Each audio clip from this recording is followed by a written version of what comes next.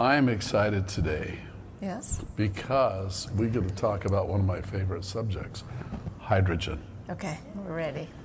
A long time ago, I spoke at my very first technical conference as a scientist. And there were a lot of guys out there, and they're kind of scary, and ladies too. Some girls.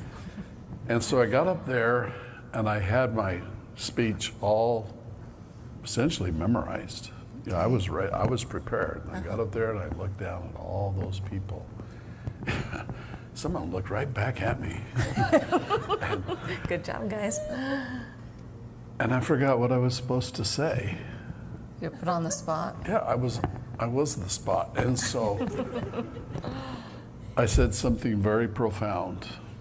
And one of my dear friends, Dr. John Bachris, used to remind me of this. And I said,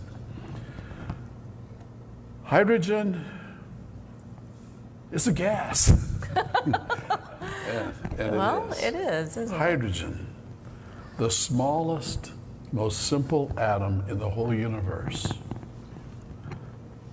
We have more hydrogen atoms in our bodies than any other atom, by far.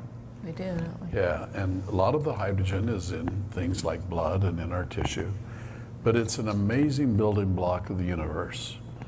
And I have had a serious attraction to hydrogen for most of my adult life. In fact, it started in the 9th grade of middle school. And we won't get into that story tonight. But I want to talk about hydrogen and my hydrogen story. So here's my introduction. There it is, hydrogen. And you notice it's abbreviated H, but there's a 2 there. And that's because in nature, hydrogen is very lonely, so it always marries another hydrogen. So whenever you find hydrogen in nature, it's H2. And that's what we mean by H2, it's just 2 of them, and they stick together and they float around in the air. It's a gas. It's like air. It's odorless. Smell it? Can't smell it. Smell this? Oh my goodness. Anyway, sorry, I lost track of the script. Anyway, Obviously. it's a gas, it floats around in the air, but it has magical properties. And the most magical property of all is if you burn hydrogen, it turns into water.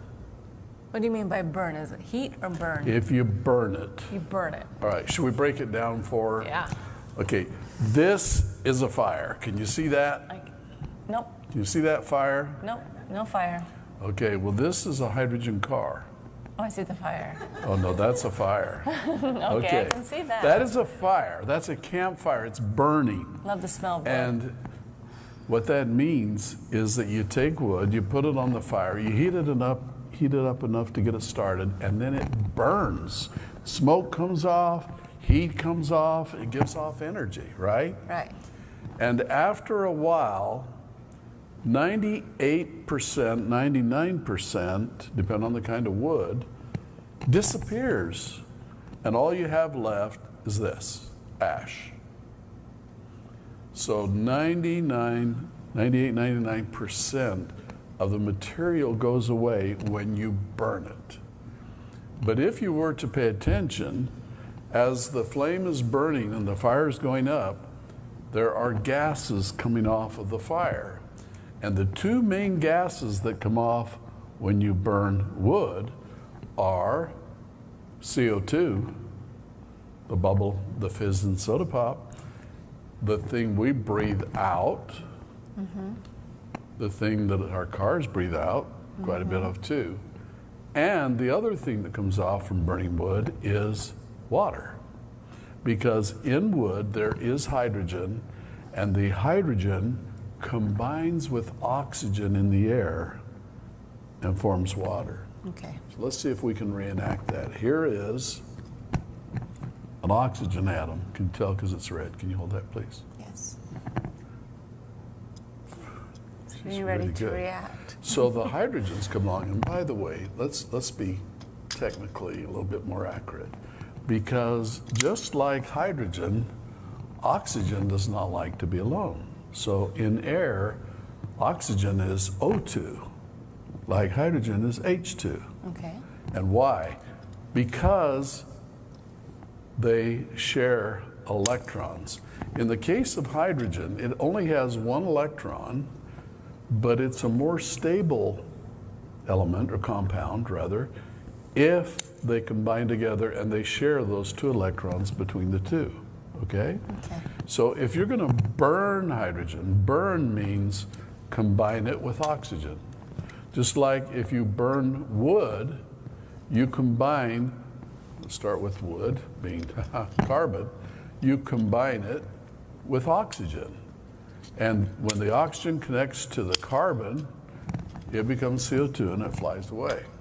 All right, so in our case with hydrogen, when we burn hydrogen, we break the hydrogen molecule apart, we break the oxygen molecule apart, and then we end up with the Mickey Mouse shaped molecule, because that is how it's shaped, and you have water, okay? Okay. So when you burn hydrogen, you get water, Okay.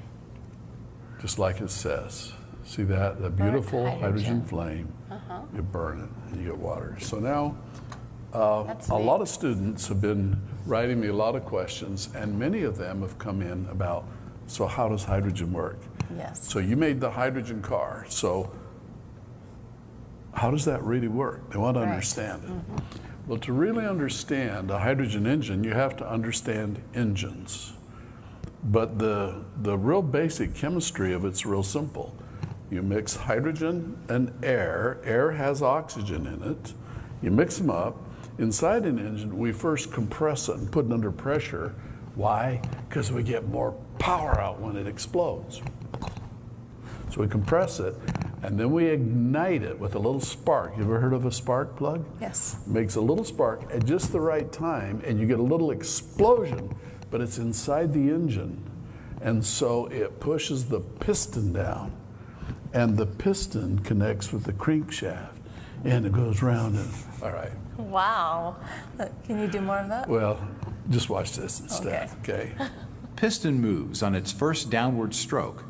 The intake valve opens to allow a mixture of air and fuel to fill the combustion chamber. This is called the intake stroke.